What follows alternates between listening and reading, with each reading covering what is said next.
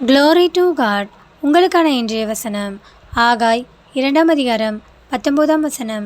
களஞ்சியத்தில் இன்னும் விதை தானியம் உண்டோ?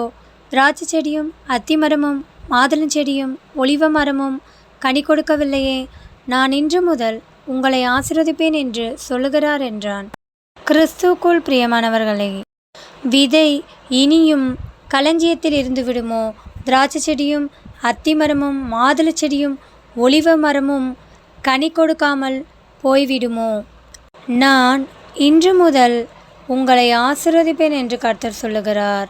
இதுவரை ஆசீர்வாதமின்றி தடை தாமதங்களாலே உங்கள் வாழ்க்கையிலே நீங்கள் அவதிப்பட்டிருக்கலாம். நீங்கள் எடுத்த முயற்சிகள் எல்லாம் தோல்வியிலே முடிந்திருக்கலாம். நீங்கள் செய்யும் வேலைகளிலே எந்த பலனுமின்றி மனவேதனையோடு கூட நீங்கள் கடந்து வந்திருக்கலாம். நீங்கள் அப்படியெல்லாம் இருப்பீர்கள் என்றால் கர்த்தர் வசனத்தின் மூலம் உங்களோடு பேசுகிறார். இதுவரை நீங்கள் தோல்வியை கண்டிருக்கலாம், ஆனால் இனி நீங்கள் வெற்றி அடைவீர்கள். கர்த்தர் உங்களுக்கு வெற்றியை தருவார்.